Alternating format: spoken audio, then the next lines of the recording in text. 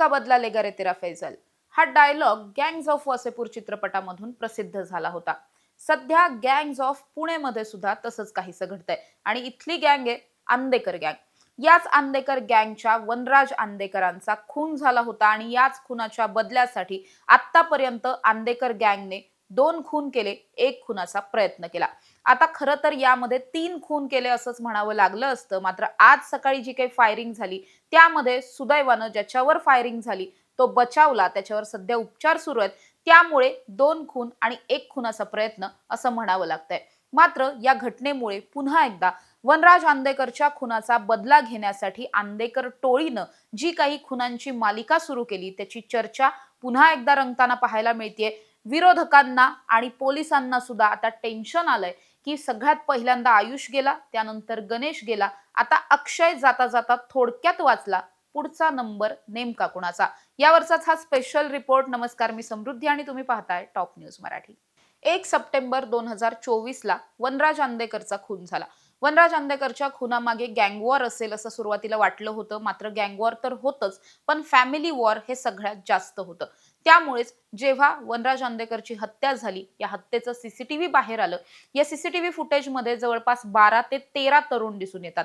7 ते 8 दुचाक्यांवरती आलेले, कुणी डबल सीट आलाय, कुणी ट्रिप्सी आलेला आहे. प्रत्येकाच्या हातात, कुणाच्या हातात पिस्टल आहेत, कुणाच्या हातात कोयते आहेत, कुणाच्या हातात आणखीन काही आहे. अशी सगळी हत्यारं घेऊन हे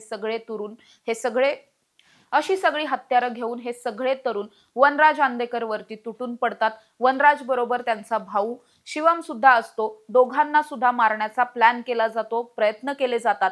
थोडक्यात शिवम आंदेकर हा तिथून पळून जाण्यामध्ये सक्सेसफुल होतो आणि त्यामुळे तो वाचतो. वनराज आंदेकर मात्र पळता पळता खाली पडतो आणि त्यामुळे त्याला तिथेच जीव गमवावा लागतो. हे सीसीटीव्ही बाहेर आलं आणि त्यानंतर असं जाणवलं की हे जे 13 जण या सीसीटीव्ही मध्ये दिसतात, या 13 जणांच्या बाबतीत आंदेकर टोळीनं एक वेगळाच विचार केला होता. खरं तर जेव्हा वनराजचा खून झाला आणि त्यानंतर बंडू आंदेकर, जो या आंदेकर टोळीचा मुख्य म्होरक्या आहे, त्याला जेव्हा याविषयी विचारण्यात आलेलं होतं तेव्हा तो असं म्हटला होता की बाप म्हणून माझी अशी भावना आहे, माझी अशी प्रतिक्रिया आहे की मी जरी आयुष्यभर गुन्हेगारी करत आलेलो असलो किंवा माझ्या हातून अनेक गुन्हे घडले असतील, माझ्या टोळीच्या माध्यमातून अनेक गुन्हे घडले असतील, तरी सुद्धा माझ्या मुलाच्या बाबतीत जे काही घडलं त्यामध्ये मी आता पुन्हा गुन्हेगारासारखं वागणार नाही. मी माझ्या मुलाला कायदेशीर लढा लढून न्याय मिळवून देणार. मी कुणालाही या सगळ्यामध्ये रिवेंज घेण्यासाठी, बदला घेण्यासाठी मारणार नाही. माझ्या टोळीतील सुद्धा सगळ्या तरुणांना, सगळ्या सदस्यांना, गँग मेंबर्सला मी असं आवाहन करतो की कुणीही बदला घेण्यासाठी काहीही करायचं नाही. आपल्याला कायदेशीर लढाई लढायची आहे. असंच बंडू आंदेकर तेव्हा म्हटला होता. मात्र जे काही तो म्हटला होता त्याच्या अगदी उलटच करायचं या गँगनं ठरवलेलं होतं आणि अर्थात गँग म्हणजे कोण तर स्वतः बंडू आंदेकरच. कारण बंडू आंदेकरच्या इशाऱ्याशिवाय आंदेकर कंपनीचं पानही हलत नाही. त्यामुळे बंडू आंदेकरच्या सांगण्यावरून, बंडू आंदेकरचा मुलगा कृष्णा आंदेकरच्या सांगण्यावरून, शिवम आंदेकरच्या सांगण्यावरूनच हे सगळे पुढचे जे काही हल्ले झाले ते झालेले आहेत. आता मुळात वनराज आंदेकरचा खून झाल्याच्या नंतर या खुनाचा बदला घेण्यासाठी सगळ्यात पहिला कट रचला गेला होता. मात्र तो उधळण्यात आला. सुदैवाने तो कट उधळला गेला होता. त्यामुळेच आता ही जी संख्या आहे ही कमी आहे. अदरवाईज ही संख्या कदाचित 4 खून असली असती. आता पहिला सगळ्यात कट कुणाच्या विरोधात रचला होता तर पहिला कट होता तो सोमनाथ गायकवाडच्या मुलाला मारण्याचा.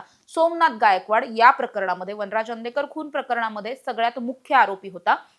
कारण वनराजचा खून ज्या 2 टोळ्यांनी मिळून किंवा ज्या मुख्य लोकांनी मिळून केला त्यामधलं सगळ्यात महत्वाचं नाव होतं ते म्हणजे संजीवनी कोमकर, जी स्वतः वनराजची बहीण होती. त्याचबरोबर गणेश कोमकर, जो याच वनराजचा दाजी होता आणि त्याचबरोबर सोमनाथ गायकवाड, जो या आंदेकर टोळीचा, या सगळ्या क्रिमिनल क्षेत्रामधला एक विरोधक होता, विरोधी टोळीचा प्रमुख होता.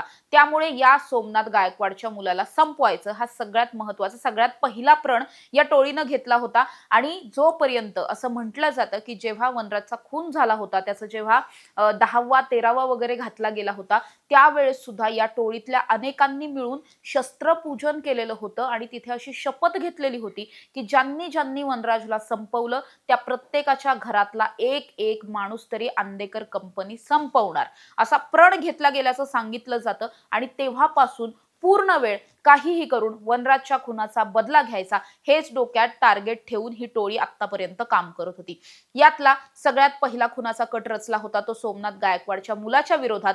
हा कट अगदी वर्षपूर्ती व्हायच्या आधी म्हणजे वर्षश्राद्ध जेव्हा वनराजचं वर्षश्राद्ध घालायचं होतं त्याच्या आधीच हा खून करायचा, त्यानंतरच वर्षश्राद्ध घालायचं असं या टोळीनं ठरवलेलं होतं. त्या अनुषंगानं सगळी फायर आर्म्स म्हणजे ज्याला पिस्टल आपण म्हणतो, कोयते वगैरे हे सगळी हत्यारं जमवलेली होती.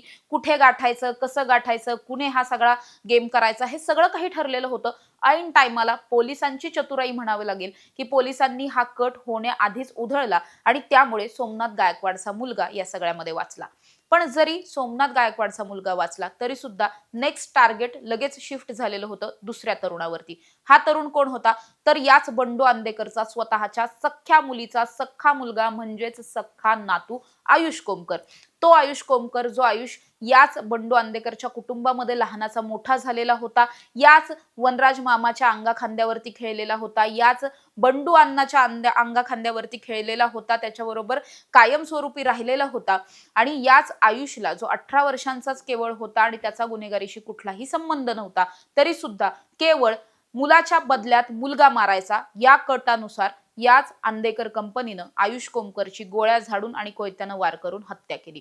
ज्या पद्धतीनं वनराजला संपवलं त्याच पद्धतीनं सर्व आरोपी संपवायचे असं एक टार्गेट या सगळ्यांनी डोक्यात ठेवलं होतं आणि तसेच मोडच त्यांची आतापर्यंत राहिली आहे. आयुष कोमकरची हत्या झाल्याच्या नंतर त्या हत्या प्रकरणामध्ये संपूर्ण आंदेकर कुटुंब जेलमध्ये गेलं. आत्ताच्या घडीला सुद्धा आंदेकर कुटुंबातील महिला सुद्धा ज्या 2 महिला नगरसेविका म्हणून निवडून आल्यात त्या सुद्धा आतापर्यंत जामिनावरती बाहेर येऊ शकलेल्या नाहीत. या सगळ्यांना जेलमध्येच ठेवायचं असं कुठेतरी पोलिसांच्या आणि यंत्रणेच्या डोक्यात होतं. असं वाटत होतं की हे सगळं कुटुंब जर आत असेल तर बाहेर टोळी चालवायलाच कोणी नसेल तर मग बाहेरची गुन्हेगारी आणि गँगवॉर कमी होईल. मात्र झालं भलतंच. जरी बंडू आंदेकर हा आत असला, कृष्णा आंदेकर, शिवम आंदेकर हे जे नवीन म्होरक्या म्हटले जातात टोळीचे हे सगळे जरी आतमध्ये असले तरी सुद्धा यांच्यासाठी काम करणारी मुलं बाहेर आहेत, यांचे गँग मेंबर यांचे नंबरकारी बाहेर आहेत आणि त्यांच्या माध्यमातून ज्यांनी ज्यांनी वनराजला संपवलं त्यांच्या प्रत्येकाच्या घरातला एक एक माणूस संपवायचा या टार्गेटवरती काम केलं जात आहे. यामध्ये दुसरा खून झाला तो गणेश काळेचा. गणेश काळे हा सर्वसामान्य रिक्षा चालक होता, त्याचा गुन्हेगारीशी कसलाही संबंध नव्हता. मात्र त्याचा फॉल्ट इतकाच होता की तो सॅम काळेचा भाऊ होता आणि सॅम काळे हा वनराज आंदेकर खून प्रकरणामध्ये हत्यारं पोहोचवणारा एक मुख्य आरोपी होता. त्यामुळे सॅम काळे जरी तुरुंगात असेल तरी सुद्धा त्याचा बदला म्हणून त्याच्या भावाला संपवण्यात आलं. अगदी अशाच पद्धतीनं आधी गोळ्या घातल्या, कोयत्यानं वार केले आणि गणेश काळेला संपवलं गेलं. तिथून पण असं वाटलं की आता 2 खून झालेले आहेत, पोलीसही अलर्टवरती आलेले होते, सगळ्यांवरती कारवाया सुरू होत्या, बाहेरचे जे मेंबर्स आहेत त्यांच्यावरती सुद्धा कारवाया सुरू होत्या. त्यामुळे असं वाटत होतं की आता इथून पुढे तरी काही घडणार नाही. मात्र पुन्हा तेच घडलं. आज सकाळी पुन्हा एकदा आकाश म्हस्के ज्यानं वनराज आंदेकरवर सगळ्यात पहिल्या गोळ्या झाडलेल्या होत्या, सीसीटीव्ही जर पाहिलं तर त्यामध्ये आकाश म्हस्के हा वनराजला अगदी फ्रंट फूटवरती येऊन त्याच्यावरती गोळीबार करताना दिसतो. त्याच आकाशचा भाऊ म्हणजेच अक्षय म्हस्के जो पेशानं रिक्षा चालक होता, गुन्हेगारीशी संबंध नव्हता, त्यालाच वयवर्ष 25 असलेला तरुण आहे हा, त्याच्यावरती गोळीबार करण्यात आला, कोयत्यानं वार करण्यात आले, चेहऱ्यावरती सुद्धा वार झालेले आहेत आणि रक्तबंबाळ अवस्थेत त्याला तिथेच टाकून आरोपी पसार झाले. आता सुदैवाने असं म्हणावं लागेल की अक्षय म्हस्के हा या सगळ्यामधून बचावलेला आहे, त्याच्यावर खासगी रुग्णालयामध्ये उपचारही सुरू आहेत. त्यामुळे या प्रकरणामधला जो तिसरा खून होणार होता तो होता टळला. पण यामुळे आंदेकर कंपनीचं नेक्स्ट टार्गेट कोण हा प्रश्न पुन्हा एकदा निर्माण झालाय. जे जे या प्रकरणामधले आरोपी आहेत त्या आरोपींच्या कुटुंबियांचं टेन्शन वाढलेलं आहे, कारण त्यांना हे कळून चुकलंय की ही टोळी आरोपींना संपवू शकत नाही, कारण आरोपी सगळे तुरुंगात बसलेले आहेत. त्यामुळे बाहेरच्यांना संपवायचं असं एकंदरीत टार्गेट दिसतंय. मोडच जर थोडीशी समजून घ्यायला गेलो आतापर्यंत आपण तर मोडच अशी आहे की जेव्हा एखादं नवीन टार्गेट येतंय, एखाद्या नवीन व्यक्तीला मारायचंय, तेव्हा त्यामध्ये 1 किंवा 2 लोक हे सिनियर गुन्हेगार आहेत, सराईत गुन्हेगार आहेत, ज्यांनी आधी सुद्धा काहीतरी गुन्हे केलेत. मात्र या व्यतिरिक्त 3-4 जण हे न्यू कमर्स ठेवले जातात. म्हणजेच काय तर अल्पवयीन मुलं किंवा ज्यांच्यावर आतापर्यंत गुन्हे दाखल नाहीयेत अशी मुलं. कारण ही अल्पवयीन मुलं विधी संघर्षित मुलं असतात, त्यामुळे ती या सगळ्या कोर्ट कचेरीमध्ये फारशी अडकत नाहीत. त्यांना बालसुधार गृहाला टाकलं जातं किंवा कदाचित भविष्यात त्यांचे जामीनही होतात.